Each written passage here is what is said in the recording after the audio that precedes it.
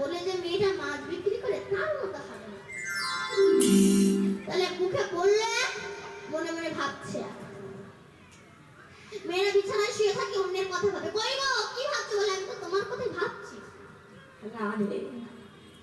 এই কলিকালের মানুষ দুমুখ মানুষ হবে। যুধিষ্ঠির বলল কৃষ্ণের জন্ম যদি হয় কলিকালে জন্ম দিও না। কেন? এই দুমুখের সঙ্গে আমি দেখতে পারবো না। একে আমি সাদাসিধে মানুষের দুমুখের সঙ্গে আমি দেখতে পারবো না। আচ্ছা ঠিক আছে ভীম, তুমি কি দেখছো? বলে আমি দেখলাম নদী দিয়ে একটা মরা জন্তু ভেসে যাচ্ছে, তারপর একটা পাখি বসে আছে, ডানায় কৃষ্ণ নাম লেখা। মাঝে মাঝে সেই মরাটা একটু ঠুকরে ঠুকরে খাচ্ছে। তাহলে ডানায় যদি কৃষ্ণ নাম লেখা থাকবে তাহলে নোংরার উপরে বসবে কেন? নোংরা বা খাবে কেন? তখন কৃষ্ণ বলল ভীম, তুমি কালকে বলেছিলে না কলিকালে ধর্ম কেমন হবে? বলে এই পাখি রূপ ধারণ করে দেখিয়ে দিল কলিকালে ধর্ম কেমন হবে। পাখি রূপ ধারণ করে আমাকে কি বোঝাতে চাইছে? তাই কলিকালের মানুষ এরা বাইরেটা সাধুর বেশ, ভেতরটা দেখার বিষয়। ললাটে তিলক দিয়ে তেলে ভাজার দোকানে বসে তেলে ভাজা কিনে খাবে, ললাটে তিলক দিয়ে মোড়ে বসে তাস খেলবে। সব বাইরেটা দেখতে সাধুর মতো হবে, ভেতরটা হচ্ছে দেখার বিষয়, ভেতরে কতটা পরিচ্ছন্ন। ভীম বলল কৃষ্ণ তাহলে আমাকেও কলিকালে জন্ম দিও না। কেন? এই ভণ্ডদের সঙ্গে আমি থাকতে পারবো না। আচ্ছা অর্জুন তুমি কি দেখাচ্ছ? বলে আমি দেখলাম একটা গাভী মাতা একটি বাছুর প্রসব করে দিচ্ছে। বাছুরের যেখানেই যাচ্ছে সেখান থেকে রক্ত ঝরছে, বাছুরটা মারাই গেল। ভগবান বলল অর্জুন তুমি বলেছ না কলিকালের মা কেমন হবে আর কলিকালের বাবা কেমন হবে? কলি ওই গাভীটা ধারণ করে দেখিয়ে দিল কলিকালের বাবা কেমন হবে। কেমন? এক মা তার ছেলেকে থাপ্পড় মেরে বলছে স্বামী বিবেকানন্দ জীবনীটা মুখস্থ কর, কালকে পরীক্ষা এটা পড়বে, এতে নম্বর বেশি। তার ছেলে মার খেয়ে একেবারে স্বামী বিবেকানন্দের জীবনীটা মুখস্থ করে ফেলেছে। এবার পরীক্ষা দিয়েছে, রাস্তায় আসার সময় একটা 500 টাকার নোট পেয়েছে। বাড়ি এসে বলছে আমি 500 টাকার নোট পেয়েছি, কেউ দেখিনি তো? বলেন না। বলে যেন কাউকে বলিস না। তাহলে দেখো স্বামী বিবেকানন্দ জীবনীটা মুখস্থ করতে বললো, কিন্তু ছেলেকে বিবেক তৈরি করতে দিল না, চুরি করে ধান্দা শিখিয়ে দিল। কাউকে যেন বলিস না, তোকে আমি একটা ভালো জিনিস কিনে দেবো। পড়াশোনা মানে একটা জব করা, জব মানে একটা চাকরি করা। যেমন সেই গাভী তার বাছুরকে চাটতে চাটতে বাছুরকে মেরেই ফেললো, ঠিক তেমনি কলিকালের মা বাবারা চাকরি চাকরি করে করে ছেলে মেয়েগুলোকে জলাঞ্জলি দিয়ে দিল। তাহলে বুঝলে তো কলিকালের মা কেমন হবে, কলিকালের বাবা কেমন হবে। আচ্ছা নকুল তুমি বলো তুমি কি দেখেছ? বলে আমি দেখলাম 6টা কূপ, 4টাতে জল আছে, 2টোতে নাই। তাহলে পরপর যদি কুয়ো থাকে 6টাতেই জল থাকবে, জল না থাকলে 6টাতেই থাকবে না। 4টাতে জল আছে 2টোতে নাই, এর মানে আমি বুঝলাম না। ভগবান বলছে এই কলিকালে সব হবে কিন্তু 2টো জিনিস হবে না। কি? একটা হচ্ছে পিতামাতার প্রতি শ্রদ্ধা আর একটা হচ্ছে বৈষ্ণব সেবা। বড় বড় ধর্মের অনুষ্ঠান হবে কিন্তু সেখানে ধর্ম থাকবে না। বড় বড় কীর্তনিয়ার দল এনে অনেক অনুষ্ঠান হলো কিন্তু গাছ লাগালাম ফল হবে না। ভগবানের অনুষ্ঠান হবে কিন্তু সেখানে ভক্তি থাকবে না। তাই সব হবে, 2টো জিনিস হবে না। আচ্ছা সহদেব তুমি কি দেখাচ্ছ? বলে আমি দেখলাম পাহাড়ের চূড়া থেকে একটা পাথর নিচের দিকে গড়িয়ে পড়ছে। হঠাৎ একটা ঘাসের আগায় আটকে গেল। এই তত্ত্বটা কি? তখন কৃষ্ণ বলছে সহদেব এই গলির মানুষ হচ্ছে মহাপাপের খনি, কিন্তু একটা জিনিস ভালো, সেটা হচ্ছে এই হরিনাম। এই মহাপাপের কারণে ধ্বংস হচ্ছে, নিচের দিকে পড়ছে, কিন্তু কেউ যদি দু বাহু ধরে একবার হরি বল বলতে পারে তাহলে সে উদ্ধার হয়ে যাবে। তাই গৌর হরি বল কৃষ্ণ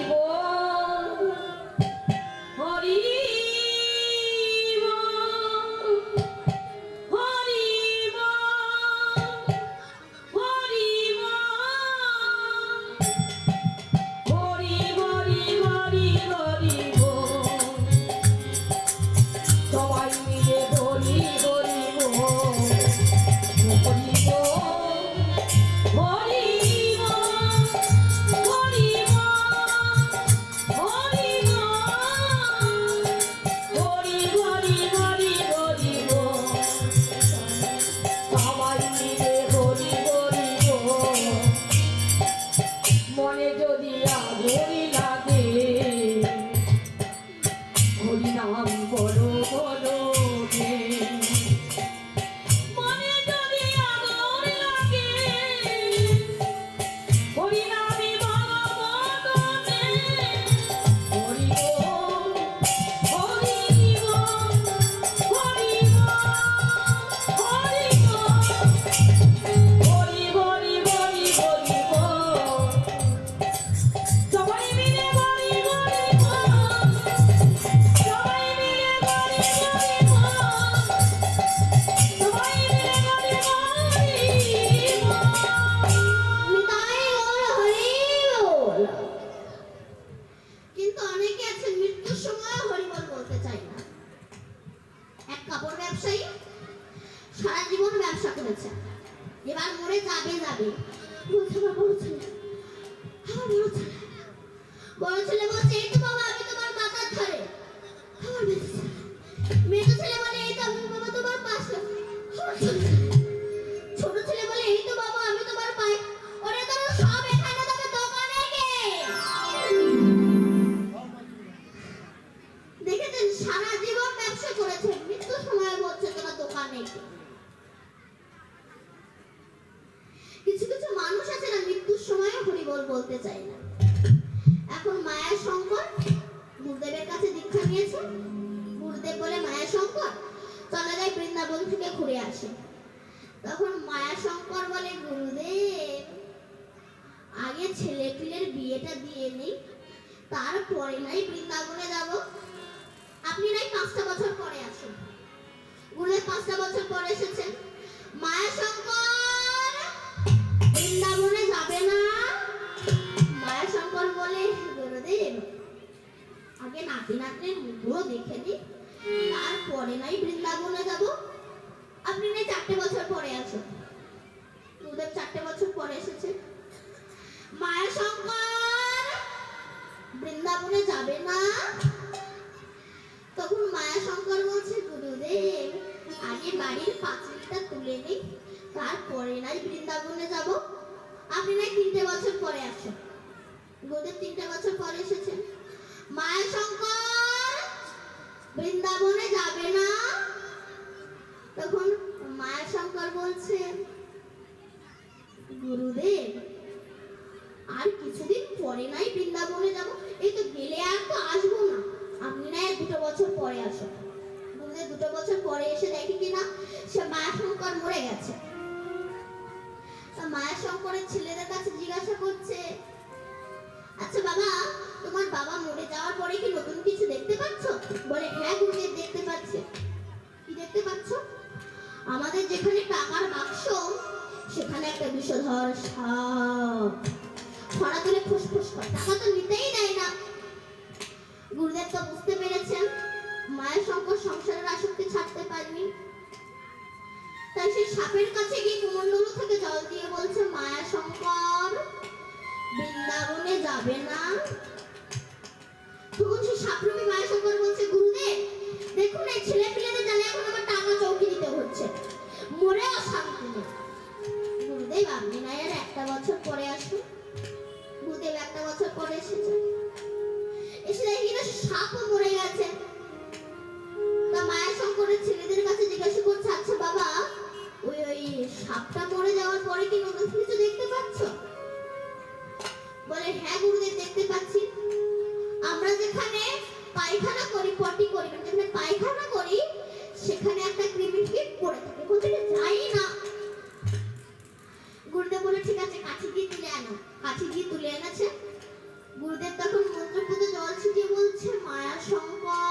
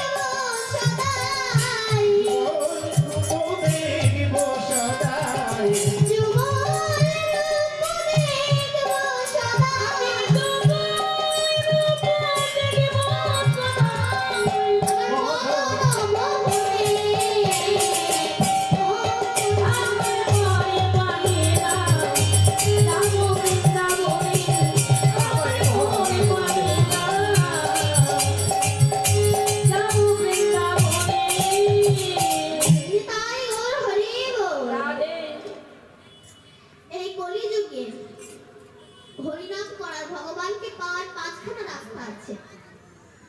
একটা হচ্ছে শাক্ত ধর্ম, একটা হচ্ছে শৈব ধর্ম, একটা হচ্ছে সূর্য দেবতাকে পূজা করা, আর একটা হচ্ছে গণবত্র ধর্ম, আর একটা হচ্ছে বৈষ্ণব ধর্ম। তো শাক্ত ধর্ম মানে মা কালীকে ভজনা করে, এই মা কালিকার ভজনা করে, এই মা কালী ইনিও ভগবানকে ভজনা করে।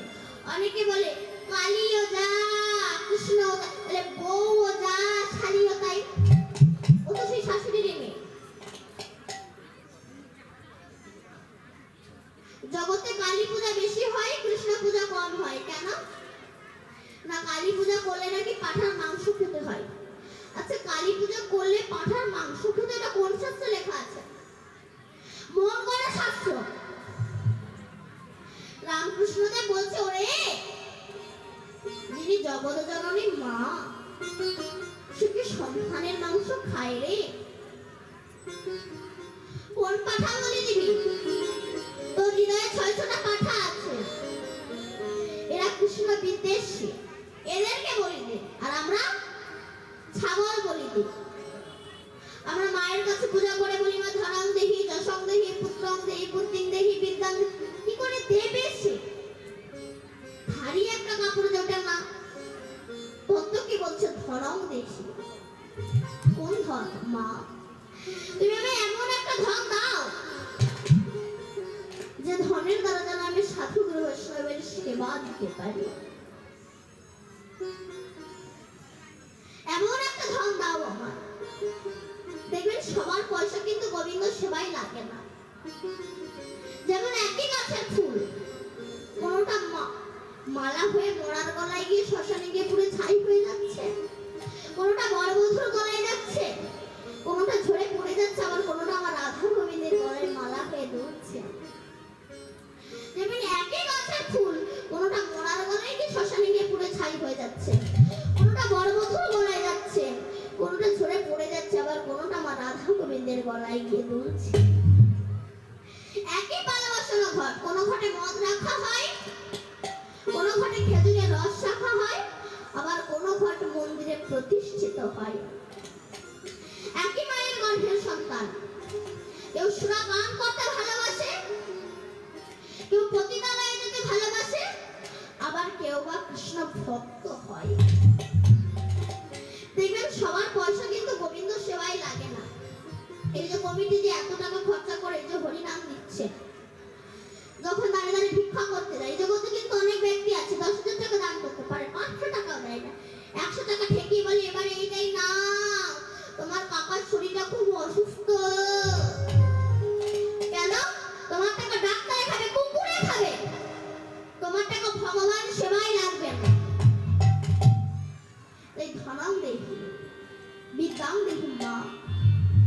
তুমি আমায় এমন বিদ্যা দাও যে বিদ্যার দ্বারা যেন আমি শাস্ত্র গ্রন্থ রচনা করতে পারি। পত্রেং দেহি মা, তুমি আমায় এমন একটা বউ দাও সে যেন না বলে চলে একটু মিঠুন চক্রবর্তীর বই দেখে আসে, সে যেন বলে চলে একটু হরি নাম শুনে আসে। মা কালী উলঙ্গ হয়েছে, কোন উলঙ্গ? তিনি কামনা বাসনার বসন খুলে ফেলেছে, দিগন্তর দিগন্তর করে তিনি বসন করেছে। কামনা বাসনার বসন খুলে ফেলে মুক্ত অঙ্গে রাস্তায় রাস্তায় কৃষ্ণ কৃষ্ণ বলে বেড়াচ্ছে। সেই মাকে পূজা করে বলো, মা তুমি যেন কামনা বাসনার বসন খুলে ফেলে মুক্ত অঙ্গে রাস্তায় রাস্তায় কৃষ্ণ বলে বেড়াচ্ছ। আশীর্বাদ করো মা, আমিও যেন কামনা বাসনার বসন খুলে ফেলে মুক্ত অঙ্গে যেন রাস্তায় রাস্তায় কৃষ্ণ বলে বেড়াতে পারি। নিতাই গৌর হরি বল। মায়া ভাঙ আদা পড়েছে, মায়া আমার আদা পড়েছে, মায়া আমার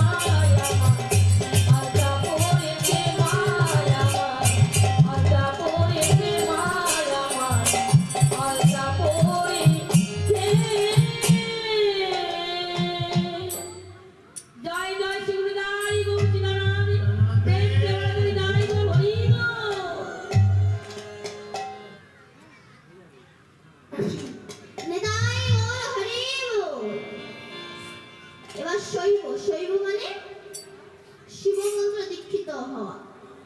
এই শিব ইনিও ভগবানকে ভজনা করে। কেমন? ভগবান যখন 125 বছর বয়সে জরাব্যাধির তীরে দেহত্যাগ করলো, তখন নারদ গিয়ে বলছে, প্রভু আপনি ভগবান, তা আপনি সঠিক ভগবান না রেডিমেড ভগবান একটু বলুন তো। ভগবান বললো কেন? বলে তুমি যদি ভগবান হবে তো সামান্য জরাব্যাধির তীরে তুমি দেহত্যাগ করলে কেন? তুমি তো ফু দিয়ে উড়িয়ে দিতে পারতে। সামান্য জরাব্যাধির তীরে দেহত্যাগ করলে কেন? তখন ভগবান বলল,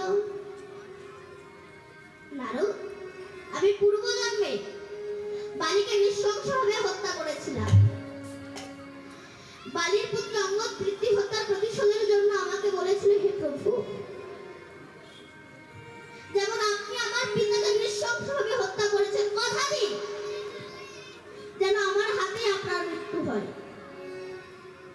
ভগবান বলেছিল, এই যুগে হবে না, আগত দাপর যুগে কৃষ্ণ অবতারে তুমি হবে জরাব্যাধ, আর তোমার হাতেই আমি দেহত্যাগ করব। নারদ বলে, প্রভু আপনি কি কোনো অপরাধ করেছেন? বলে, আমি করিনি, আমার বংশ করেছে। কোন দিন? না একদিন রাস্তায় কৃষ্ণের ছেলেরা খেলা করছে, আর রাস্তা দিয়ে সমস্ত মুনি ঋষিরা যাচ্ছে। সেই সময় কৃষ্ণের একটা ছেলে আর একটা ছেলে সম্মুখে ডেকে বলছে, তুই তো মেয়েদের মতো দেখতে, ওকে ভালো করে মেয়েদের মতো সাজিয়ে পেটের ভিতরে কিছু ন্যাকড়া চোকড়া ঢুকিয়ে দিয়ে ঋষিদের সামনে এসে বলছে, এটা আমাদের ভগ্নী, বলুন এর পেটে কি সন্তান আছে, ছেলে না মেয়ে? ওনারা তো ঋষি সবই জানেন।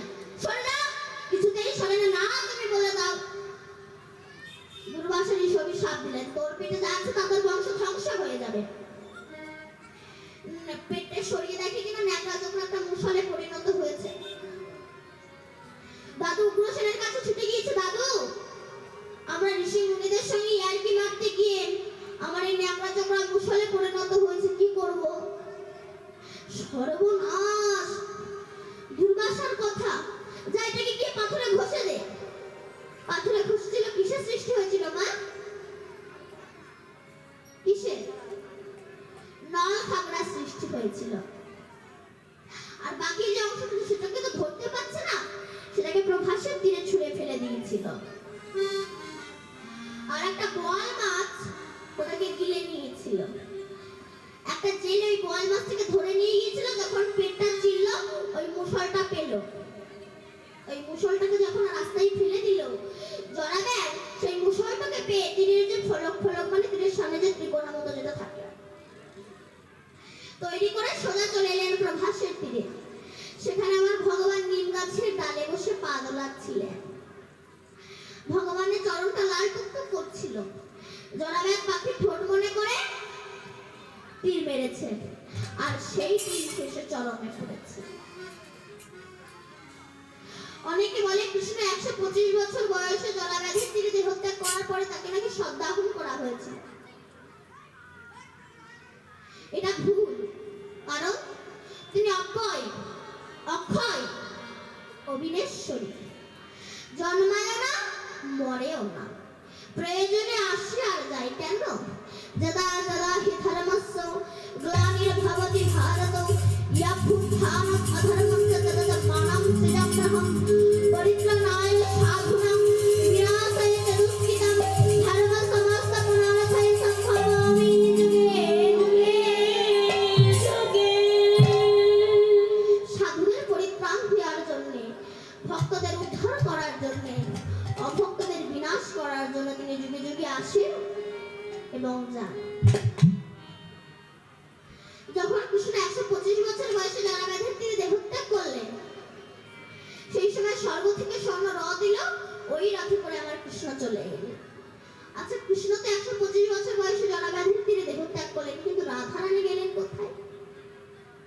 যখন কৃষ্ণ 125 বছর বয়সে জরাব্যাধির তীরে দেহত্যাগ করলো, স্বর্গ থেকে স্বর্ণ রথ এলো, ওই রথে কৃষ্ণ যখন উঠলো, রাধা অষ্টসখীকে নিজের দেহের মধ্যে নিয়ে কৃষ্ণের দেখে বিলীন হয়ে গেল। এক দেহ ধরে গোলক বৈকুণ্ঠে চলে গেল। তখন নারদ মনে মনে ভাবলেন, কৃষ্ণ শূন্য পৃথিবী মানে ধর্ম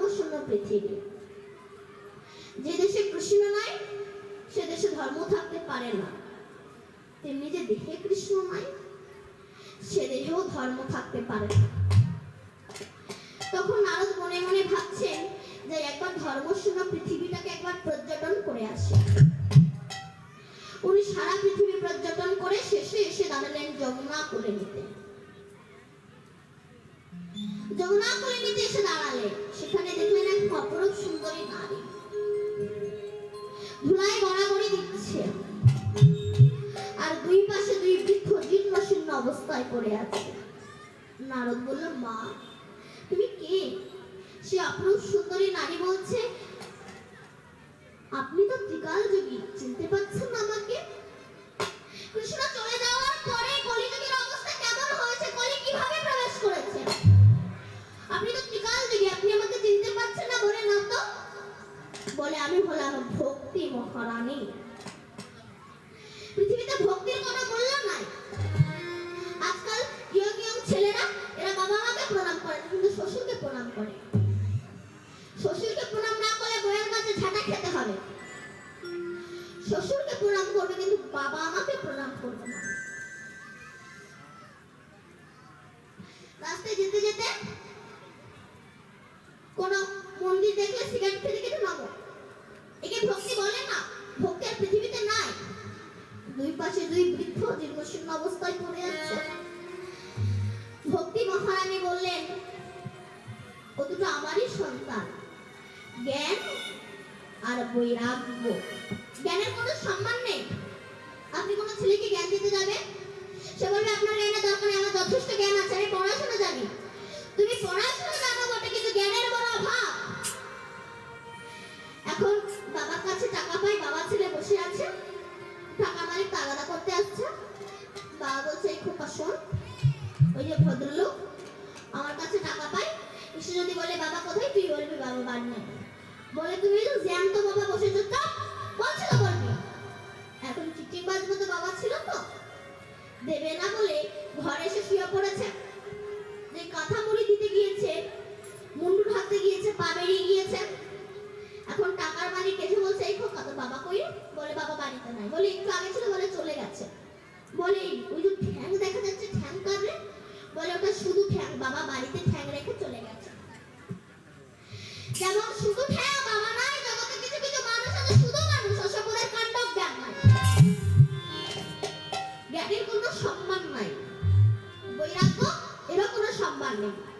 অর্থাৎ কৃষ্ণ শূন্য পৃথিবীতে ভক্তি মহারানী জ্ঞান আর বৈরাগ্যের অবস্থা খুব খারাপ। তখন নারদ পাহাড়ের উপর বিষণ্ণ বদনে বসে আছে। এই কলির মানুষকে আমি উদ্ধার করব কি করে? কি হবে?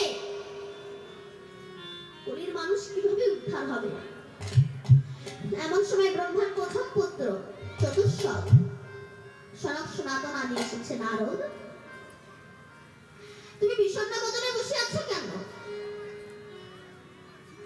তখন নারদ বলল, হে জ্যেষ্ঠ ভ্রাতা,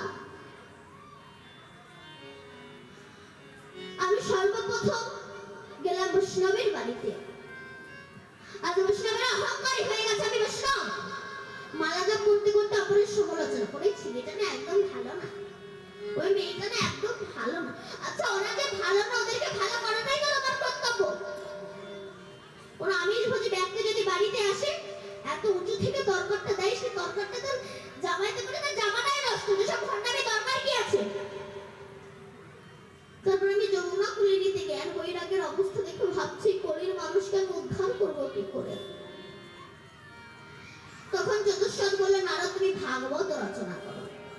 তখন তো ভাগবত সৃষ্টি হয়নি।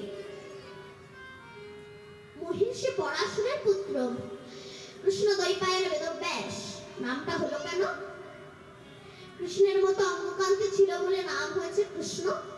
দ্বীপে জন্মগ্রহণ করেছে বলে নাম হয়েছে দ্বৈপায়ন। আর বেদকে চারখানা ভাগে বিভক্ত করেছে বলে নাম হয়েছে কৃষ্ণ দ্বৈপায়ন বেদব্যাস। এই কৃষ্ণ দ্বৈপায়ন বেদব্যাস মনে মনে ভাবছেন, আমার সমস্ত শাস্ত্র গ্রন্থ রচনা করা হয়ে গেছে, এবার আমি একটু সাধনায় যাব। স্নান করতে গিয়েছে। নারদ মনে মনে ভাবলো, বেদব্যাস যদি চলে যায়, ভাগবত রচনা করবে কে? তাই যে নদীতে বেদব্যাস স্নান করছে, সেই নদীতে নারদ সে একটা ছোট্ট চড়ুই পাখির রূপ ধারণ করে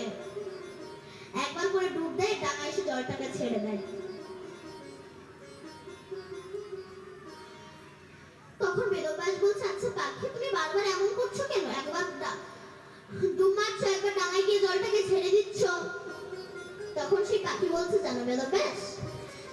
আমি মনে করেছি, প্রতিজ্ঞা করেছি, আমার এই গায়ে যতটুকু জল ওঠে ডাঙায় ঝেড়ে ঝেড়ে এই নদীটাকে আমি পুরো ছেঁচে ফেলবো। নারদ হাসছে, বেদব্যাস হাসছে, পাখি তুমি শুধু এক জনম নয়, তুমি যদি কোটি কোটি জনম এমন করতে থাকো তুমি কোনোদিনও পারবে না। পাখিটা ছোট হলে কি হবে, রাগ হয়েছে, বলে বেদব্যাস ঠিক আছে আমি নাই মানছি, আমি পারবো না, আমি পারবো না এই নদীটাকে ছেঁচতে। কিন্তু বেদব্যাস তুমি কি করে ভাবলে অনন্ত কৃষ্ণের নাম অনন্ত মহিমা, তুমি কি করে ভাবলে সেই রাত তুমি শেষ করে ফেলেছো? বেদব্যাসের চৈতন্য হলো, ঘরে ফিরে বিষণ্ণ বদনে বসে আছে। এমন সময় নারদ ঋষি এসেছে। যাই হোক বেদব্যাসের যাই হোক, এই কি বেদব্যাস তুমি বিষণ্ণ বদনে বসে আছো কেন? তখন বেদব্যাস বলল, হে নারদ ঋষি, দেখো আমি সমস্ত শাস্ত্র গ্রন্থ রচনা করেছি, কিন্তু আমি তো মানুষের মনে শান্তি দিতে পারছি না। তখন নারদ ঋষি বলছে, ধরো বেদব্যাস তুমি একটা খুব সুন্দর নৌকা তৈরি করেছো, নৌকাটা খুব সুন্দর করে রং করেছো, সাজিয়েছো, কিন্তু নৌকাটিতে একটা বস্তু দাওনি। কি দাওনি? হাল দাওনি। নৌকার অবস্থা কেমন হবে? নৌকা হাওয়ায় একবার এদিকে যাবে একবার ওদিকে যাবে, তুমি ধরে রাখতে পারবে না বেদব্যাস। তুমি শাস্ত্রগ্রন্থ রচনা করেছো বটে, কিন্তু ভালোবাসার দ্বারা কোনো শাস্ত্রগ্রন্থ রচনা করোনি, তাই তুমি নিজেও কোনো শান্তি পাচ্ছ না, অপরকেও তুমি শান্তি দিতে পারছো না। তুমি এক কাজ করো, তুমি শ্রীমদ্ ভাগবত রচনা করো। তখন বেদব্যাস বলে গিয়েছিল আর গৌরীপুত্র গণেশ লিখে গিয়েছিল, এই শ্রীমদ্ ভাগবতের সৃষ্টি হয়েছিল নিতাই গৌর হরি বল।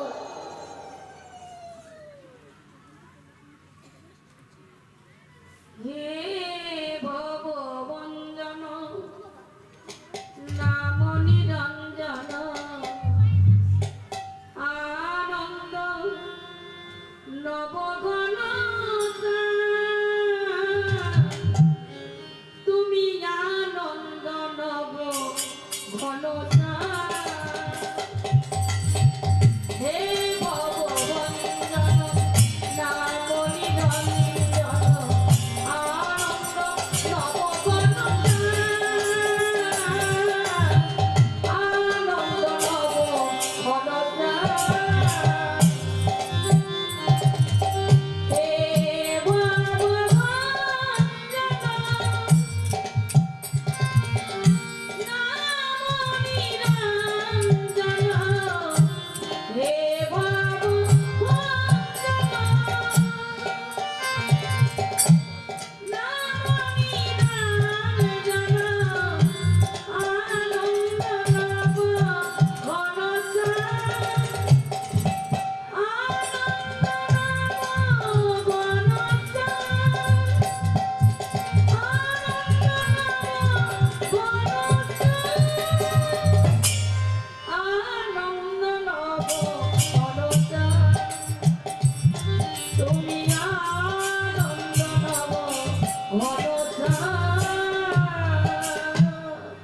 যখন এই ভাগবতের সৃষ্টি করলো, ভাগবত দান করবে কার কাছে? না সুখদেবের কাছে। তখন তো ভাগবত সৃষ্টি হয়নি। নারদ একদিন দুর্গার কাছে গিয়েছে, মামি ও মামি। দুর্গা বলছে, কি হয়েছে রে নারদ? নারদ বলছে, মামি মামা তোমাকে ভালোবাসে। বলে, হ্যাঁ ভালোবাসে। বলে, কতটা ভালোবাসে? তার ডিজাইনটা কি? এখন কোনো মামি কি বলতে পারে তার মামা আমাকে বলতে পারে? বলে না, খুব ভালোবাসে। নারদ বলে, না মামি, মামা তোমাকে একটুও ভালোবাসে না। বলে, কেন? বলে, যদি ভালোবাসতো আমি গিয়ে দেখে এলাম তোমার, তা যদি তোমার মামা যদি তোমাকে সত্যি ভালোবাসতো তবে শ্মশানে 5টা মাথার উপরে বসে ধ্যান করি। 5টা মাথা কার? দুর্গা বলল, তা তো জানি না, দেখুন কি করে ভুল মারছে। তা তো জানি না, বল। বল না, বাবা সংসারে অশান্তি হবে, আমি বলবো না, বাধাটাই কিন্তু গেছে, বল না। বলে, শোনো মামি, মামা তোমাকে বিয়ে করার আগে 5টা মেয়েকে ভালোবাসতো, তারা মরে গেছে। মামা মনের দুঃখে তোদের কতগুলোর উপরে বসে ধ্যান করো। তুমি এমন দেখতেছিলে, তুমি এমন দেখতেছিলে, তুমি এমন দেখতেছিলে। এই কথা যদি কোনো বউ শোনে পারে না। আর এই কথা শুনে মাথায় মুকুল না থাকলে চুলকাবে না? জানো না আমি মজা দেখাচ্ছি।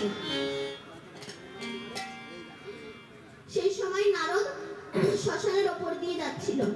শিবকে দেখে বলল, মামা আমি তোমাকে এক্ষুনি বাড়ি যেতে বলেছে। বলে এখন তো বাড়ি যাওয়ার কথা না, তুই কি কোনো ভুল মেনে এলি? বলে তা জানি না, আগে যাও। শিব যেই এসেছে দুর্গা একেবারে রেগে লাল হয়ে গেছে। শিব বলে, দুর্গা ও দুর্গা আর তো দুর্গা দুর্গা করতে হবে, আগে বলো শ্মশানের 5টা মাথার উপর বসে ধ্যান করে 5টা মাথা কার? শিব বলল, তাহলে এই ডোজ মেরে গেছে? বলো অত জানি না, আগে বলো 5টা মাথা কার? তখন ভগবান শিব বলছে, দুর্গা তুমি অত রাগ করছো কেন? শোনো, তুমি যতবার পৃথিবীতে জন্মগ্রহণ করেছো আমি তোমাকে স্ত্রী রূপে পেয়েছি, আর যতবার তুমি মারা গেছো আমি তোমার ওই মাথাগুলোকে নিয়ে ধ্যান করেছি। দুর্গা বলল, তা ভালো, আমি এতবার বললাম তুমি একবারও মরনি? বলেন না, কেন? তত্ত্বজ্ঞ ব্যক্তির মৃত্যু হয়, তত্ত্বজ্ঞ ব্যক্তির মৃত্যু হয় না। ব্রহ্ম সত্তা যে ধারণ করে রাখতে পারে না, স্ত্রী সত্তা যে ধারণ করে রাখতে পারে না, সে প্রকৃত বৈষ্ণবই হতে পারে না। তুমি দীক্ষা নাও, দীক্ষা নিয়ে শিক্ষা গুরু ধরো, শিক্ষা গুরু ধরে কামবেশ কামগায়ত্রী জপ করো, কামবেশ কামগায়ত্রী জপ করে 7 ফোঁটা রক্ত ধ্যান করে যে 1 ফোঁটা শক্তিবিন্দু তৈরি হয়, যেটাকে ব্রহ্ম বস্তু বলা হয়, সেটাকে যখন শত সহস্র পদে ধারণ করে রাখতে পারে সেই প্রকৃত বৈষ্ণব।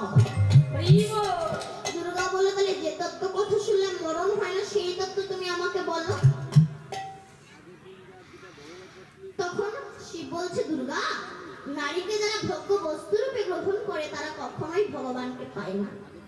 নারীকে যারা ভজনীয় রূপে গ্রহণ করে তারাই প্রকৃত বৈষ্ণব। কারণ নারীর সৃজন অতিশে কঠিন, কেবা বুঝিবে তাই, বুঝিতে অবধি নারী বিধি বিসম্মিত একই ভাণ্ডে রয়। নারীর বক্ষ সঞ্চিত শোভা দর্শন করে সেই নারীর স্বামী মৃত্যুর পথে ধাবিত হয়, আর সেই বক্ষ সঞ্চিত সুধা ধারা গ্রহণ করে সেই নারীর গর্ভের সন্তান জীবন ধারণ করে। তাহলে একই বস্তু দেখে কেউ নরকে যাচ্ছে, কেউ জীবন ধারণ করছে। তাই নারীর সৃজন অতিশয় কঠিন, কেবা বুঝিবে তাই, বুঝিতে অবধি নারী বিধি বিসম্মিত একই ভাণ্ডে রয়। যেমন দীপিকা উজ্জ্বলে অধিকা ভিতরে আমল শিখা, পতঙ্গ দেখিয়া পড়ায়া ঘুরিয়া পুরিয়া মরে পাখা। দেমতি ঘুরিয়া জগৎ পুরিয়া কাম মনলে পড়ি মরে, কিন্তু রসঙ্গ যে জন সে করায় পানে বিস্তারে অমৃতেরে। হংস চক্র বাক উদক মৃণালে দুগ্ধ সদা খায়, দেমতি নইলে কোথা প্রমোদিলে দিতে চণ্ডী দাস ইহা করে। এই তত্ত্ব কথা শুনতে শুনতে দুর্গা ঘুমিয়ে পড়েছে। এখন ওই বেল গাছে বসেছিল একটা শুক পাখি। সেই সময় শুক পাখিটা গর্ভবতী ছিল। হঠাৎ ডিমটা প্রসব হয়ে একটা ছোট্ট শুক পাখি হয়ে শিবের মুখে সমস্ত তত্ত্ব কথা আস্বাদন করেছে। শিব চোখ খুলে দেখলেন একটা ছোট্ট পাখি আমার মুখে সমস্ত তত্ত্ব কথা আস্বাদন করে নিয়েছে। শিব ভাবলো তাহলে এই তত্ত্ব কথা তো প্রচার হয়ে যাবে। যে সময় ত্রিশূল নিয়ে ছুটে গেলে সেই সময় পাখিরা উঠতে উঠতে উঠতে উঠতে দাসের স্ত্রী ঋথিকা দেবী হা করে চুল ছেড়েছিলেন। পাখিটা উঠতে উঠতে গিয়ে মায়ের এই গাল থেকে গর্ভে গিয়ে প্রবেশ করেছে। শিব বসেছিল কতদিন, কত বছর? 16 বছর। ব্যাস বলল, শিব তুমি এখানে কেন? শিব বলল, আমার মুখে তত্ত্ব কথা শুনে একটা পাখি তোমার স্ত্রীর গর্ভে প্রবেশ করেছে, ও যখন বহির প্রকাশ হবে ওকে হত্যা করব। ব্যাস বলল, শিবের মুখে যে তত্ত্ব কথা শুনে পৃথিবীর হানা করে শক্তি নেই যে তাকে মারবে, চলে যাও।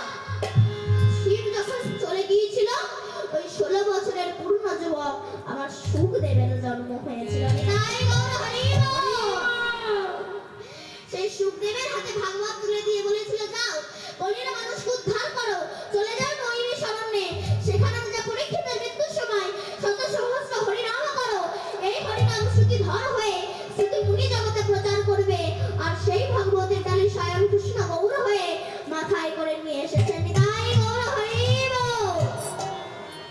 হে ভক্তমণ্ডলী এবং ভক্তিমতী মায়েরা, হে ভক্তমণ্ডলী এবং ভক্তিমতী মায়েরা, আজ আমি এখানেই লীলা বিশ্রাম রাখলাম। সবাই মিলে বলুন, শ্রীমদ্ ভাগবত মহাপুরাণে কি জয়, শ্রী ব্যাসদেব কি জয়, শ্রী শিল সুখদেব গোস্বামী কি জয়, পরীক্ষিত মহারাজ কি জয়, জয় নিতাই।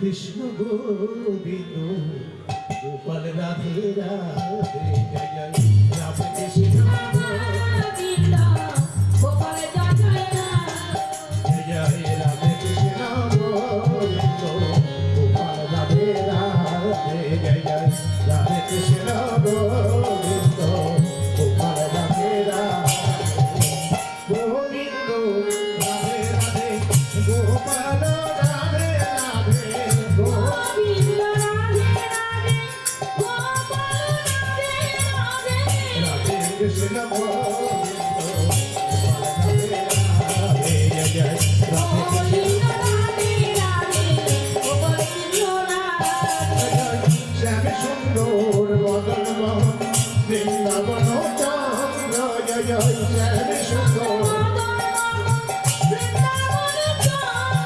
জয় রাধে কৃষ্ণ গোবিন্দ গোপাল রাধে রাধে জয় জয় রাধে কৃষ্ণ জয় জয় রাধা রমন রাজ বিহারী শ্রী গোকুলানন্দ জয় জয় রাধা রাধে কৃষ্ণ গোবিন্দ গোপাল রাধে রাধে জয় জয় জয় জয় রাধা কান্ত রাধা বিনো শ্রী রাধে গোবিন্দ জয় জয় রাধা জয় জয় রাধে কৃষ্ণ গোবিন্দ গোপাল রাধে রাধে জয় জয়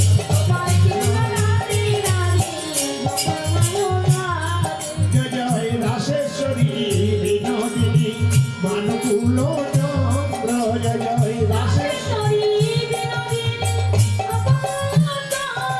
জয় জয় রাধে কৃষ্ণ গোবিন্দ গোপাল রাধে রাধে জয় জয় রাধে কৃষ্ণ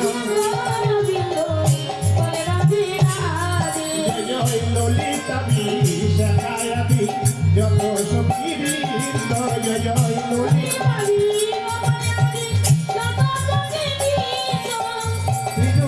মঞ্জুরিয়াদি মঞ্জুরিয়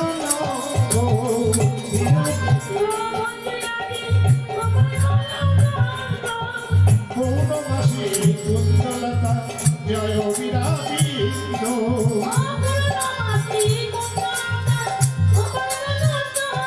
জয় জয় রাধে কৃষ্ণ গোবিন্দ গোপাল রাধে রাধে জয়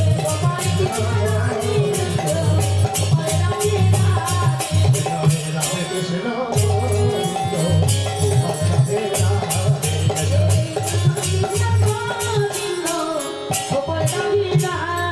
তোমরা সবে মিলে করো